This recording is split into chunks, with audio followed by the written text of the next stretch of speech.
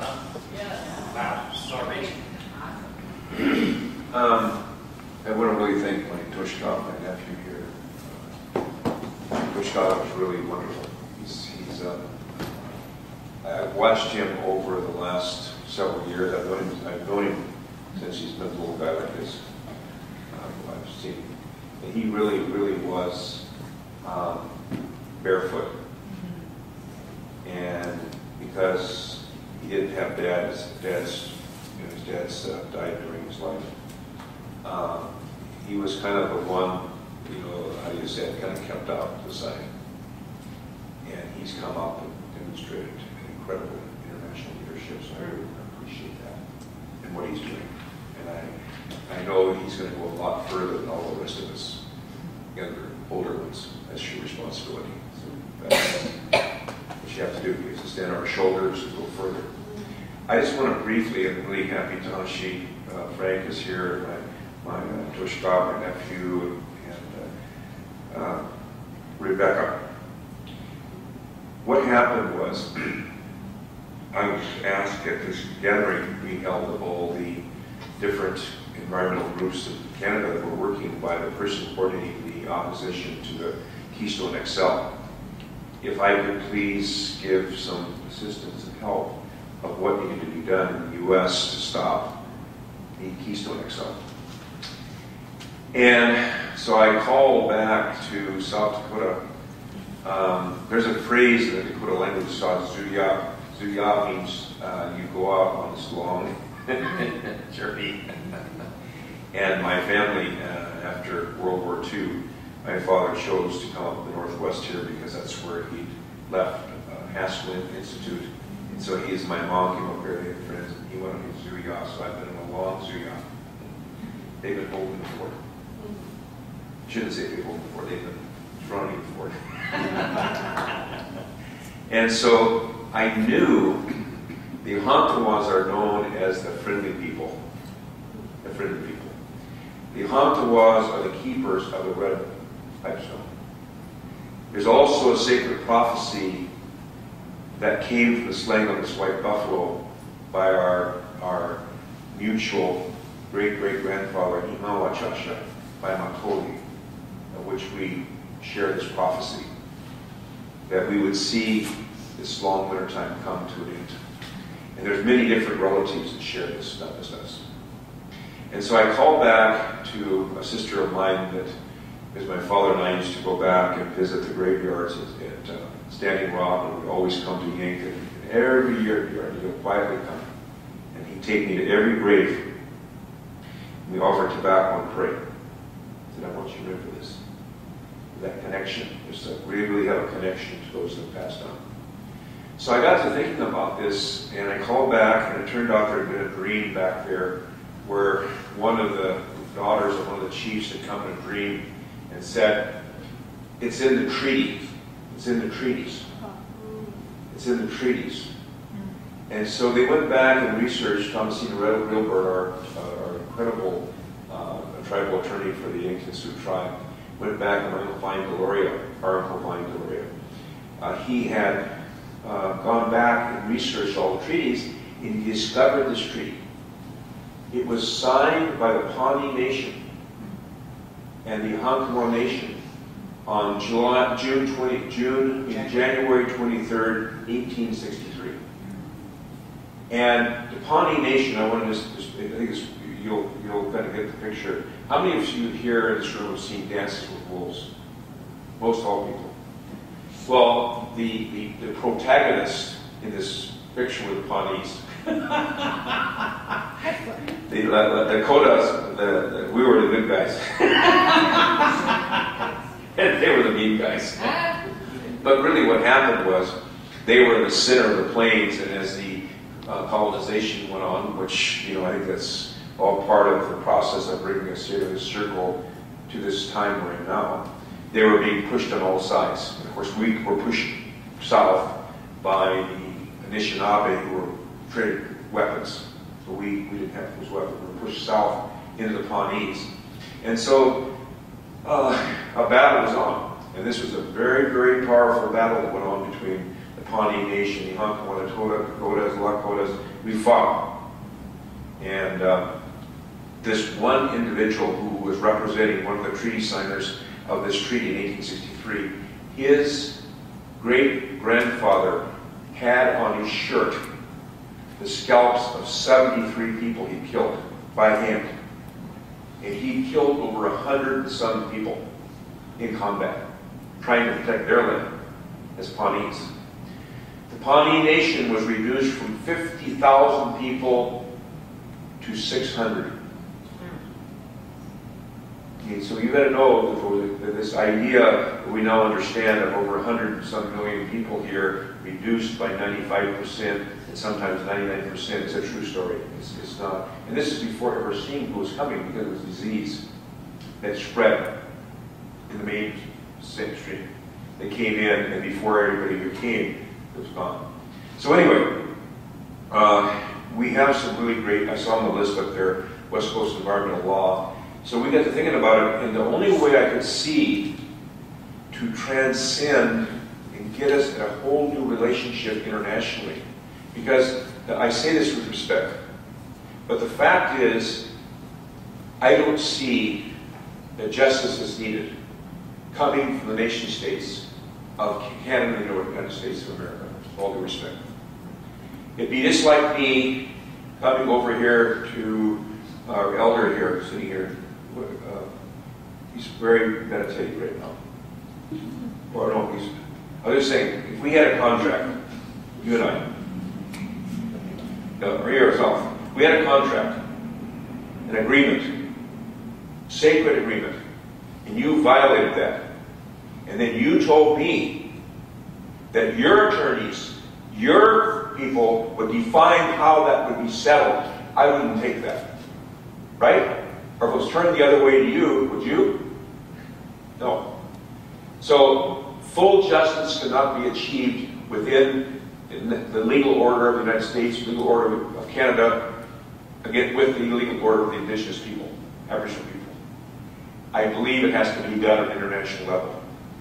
And so the crafting of this treaty in Canada, which was then sent to Thomasina Reelbird and the Pawnee attorneys, who then turned it into an international treaty with 7 articles. Okay? This 7-article treaty said, and states our own indigenous sovereignty which we have retained. We've never given up that. Physically, we were forced to surrender and give up certain things, but our spiritual sovereignty and our own laws and governance were not given up.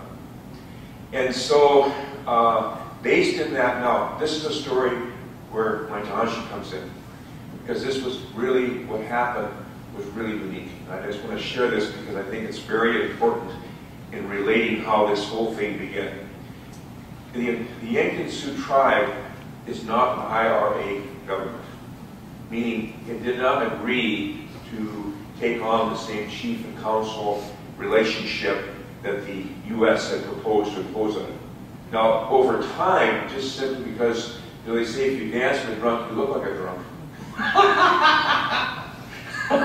In our relationship with the U.S. government, we've taken on some of those characteristics that they want us to take on. But in our tradition, the General Council is the people who make the decisions. And the General Council are all the people. Every member of the Yankton Sioux tribe, how old was the beginning age, 21 or 18? 18. Every person, 18 and over, has the right and has a voice within the General Council. So, here we go. In this bed, I say, was my first General Council. And I sat next to Tahanshi Frank there. And of course, all the relatives are there. And all the family histories are there. And all the impacts of boarding schools and all the hurts and pains and things that have happened over the years. So these are pretty intense meetings. And so it was presented that this treaty we wanted to do this treaty, started at 9 o'clock in the morning. I remember the first thing that Tahanshi Frank said, I oppose this as it is. Right? I oppose it as it is. relative over here is a relative also, Frank Face Bondigo. She, of course, had her side. And so I just sat there and listened. I wasn't about ready to jump in the middle of this deal. But what happened was so beautifully is one of the young people, and Tahashi Frank, because they say the clash of different opinions ignites the fire of truth. The clash with love and respect, the clash of differing opinions ignites the fire of truth. And so what happened was at lunchtime, one of the young people came to my sister Faith and said, you know, Dekshi, Frank, you're our role models. You're our role models. Isn't there some way you all can talk and work this out? So I said, okay. So now I wasn't part of that thing, I'm going to have Frank comment on that. But they got together at lunchtime, and then Frank shared what his concerns was. And that was that we had a system, our traditional system was, we had atanshas, we had chiefs of each of the Teospai, each of the families. And that's how we operated as a council. And we had everybody represented. And he was not satisfied to have an elected, just the elected official sign. He wanted to have each of the families represented as it was, so they could all feel part of the process. On Faith's side, they had come back with some sacred women's societies. They wanted as well to have those societies, because what societies represented our decision making. And they came to agreement. Frank and lovingly said, okay, can you see my side? Yes. I can see your side? Yes. And so what we ended up coming up with is our tribal resolution made by our General Council, which is up to each tribe, all of a sudden, in that moment, reconstructed, in a tiny way, the fact that each of our sides, women and men, will be represented in signing this treaty and witnessing. And so that's how it went. The Pawnees had their own process, which they did. So when I asked Tahashi, any comments you have to make about that? And by the way, that's where, from then, I'll get the Rebecca on where it's from. Undoubtedly. Wabli mother me we have to Nakota. Yeah, we are thinking one heavy. Na Ogaraska Kyoshpai, Itancha Heavy. What I said is I'm a Nakota person. We are the Redstone people. And I am the chief for my Kyoshpai. And I talking along the lines of treaties, international law, our uncles, our cousins, Vine and Sam Deloria, both law professors. And I had the opportunity. When I was 6 years old, my father died. My mother got sick. She went to a sanitarium for 2 years with TB, tuberculosis. So we were orphans. All 8 of us were orphaned for 2 years. I and my sister Ania were paired up.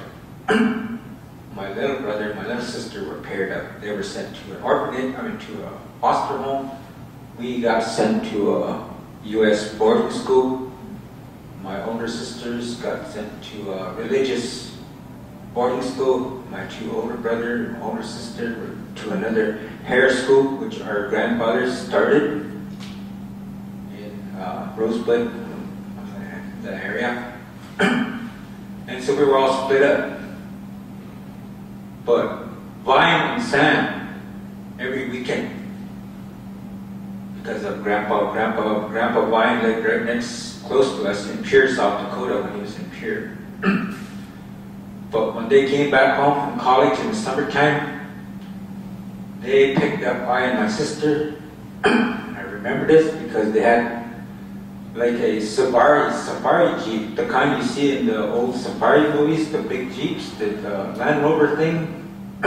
They would come to the school and pick us up, I and my sister, and take us out for the day. And it would expect. Just remembering how my mother and Vine Sr. were so closely connected, and how they used to talk to each other and be with each other and talk about the old stories and talk about water lily stories and all those old stories of our ancestors. But I think the thing that I really want to stress is that interpretation of words, the interpretation of international treaty law. What does that mean to us? Well, our international treaties that were signed back in the day, I think we signed probably around 12 treaties. In 1804 was our first treaty that we signed with the United States.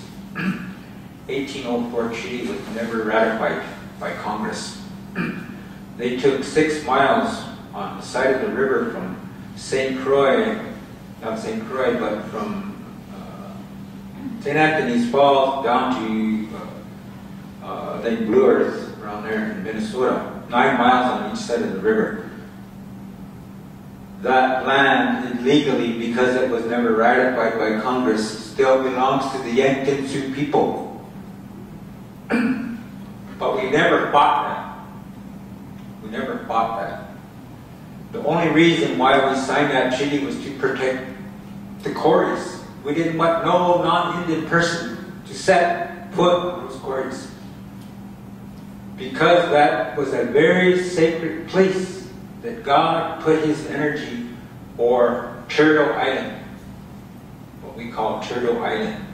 And it is our responsibility as a Nakota person to protect those quarries, to protect that sacredness, what you're all talking about, to protect the sacred blood of Turtle Island. That is our responsibility. And when the United States, Mexico, and Canada, South America, and the southern states, they all signed a treaty. It's called the Responsibility of Man in this hemisphere. And so, in order for me to be a responsible human being, I have to, like Ruben here, he has to protect that area. That's his responsibility as a human being, as a Salish person. And so, all of us, we have responsibilities. We have a responsibility for life. And so when we stand up and we talk about treaties and we talk about these things, it's not because we don't want you to not have. It's because we want to live and honor life, because we are upholding our responsibility to life, and that's to protect the sacred. What is the sacred? All things are sacred. You are sacred. Your children are sacred. Your ancestors were sacred. All things are sacred. Life is sacred. So my interpretation, I used to go when my son was little, he's a little boy. But I used to go and sit with Sam at the University of New Mexico, hours, talking about law. He's a law professor. I said, what about what federal Indian law? What is that? He said, there ain't no such thing, federal Indian law. He said, the only laws the Indian had was nature, universal and nature. Those are our laws. And they are dictated to us by nature. We respect that. We live with it, not against it. We honor it. And so, interpretation of words, what does that mean to us as an individual spiritual being?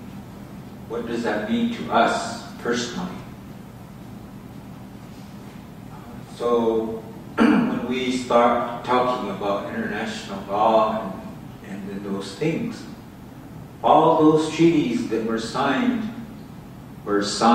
under the Creator in a promise and an agreement between one human being to another.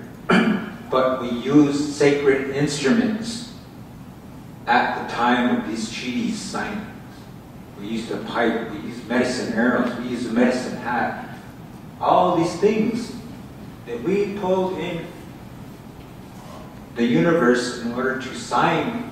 We set days and days and days of meetings prior to these signings. And a consensus had to be formed. And that's what Maitashi is talking about. Bringing us together to have one common understanding, one common mind, and then make an agreement or take an action to uphold your sacred vow to life. That's what we're talking about here. And so, basically, and I really have to catch up with, and you guys on this treaty issue thing, because the interpretations, my interpretations of treaty, as you read them word for word, international law, supremacy clause, in our language. I was just reading the other night a briefing that is to prepare a brief for the U.S. Supreme Court. And in that, there was a little sample that says the supremacy clause overrules everything. Everything. Every city government, county government, state government has to abide by that supremacy clause. And so, in part of our talking, we haven't really gotten to talk too much about and decide on a way, because it's his responsibility, it's my responsibility, it's Sam's responsibility as the oldest of our Tioshkai to the Aoman to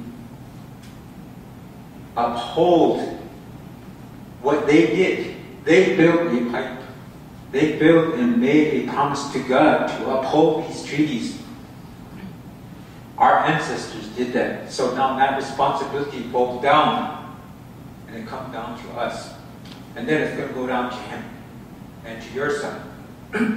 These things, but we have to have clear understanding of what language and understanding of what words to use. I was out at a conference out in New York at Pace Law University. We had law professors from around the country. We had corporate people from around the country. They were trying to decide on the terminology of to make water, drinking water, a commodity. And this conference and what they're saying is everything is for sale, everything has a price. But you cannot put a price on your own blood. You cannot. Even though if you can go down, if you're broke right now, if you're broke, and I did this before when I was going to school. I went and gave plasma to a plasma center and I got paid so I can go to school. So, in our way, in our traditional way, our traditional values is to take time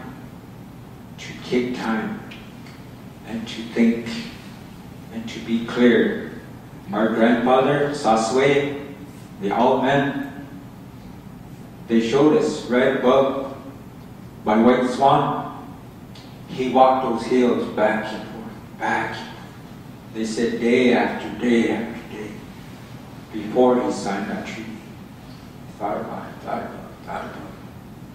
it. So we too, as responsible human beings, have to have clarity in our thinking, have to have clarity in what it is the Creator is guiding us to do. And so our words are very strong if they are clear, precise, cut. So, talking a little bit about that, and then, I think that I am personally a person of action. And that's, I'll go to the State Department on my own and do those types of things which I've done because I won't wait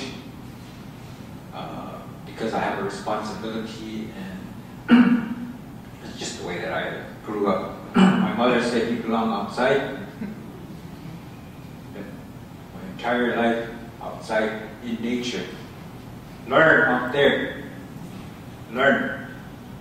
Since I was old enough to get out, I was out sometimes 3-4 days at a time. But I learned a lot from our grandfathers, our ancestors. The one that he's talking about came to me as a child, came to me when I was a child in a vision, told me how I was to live.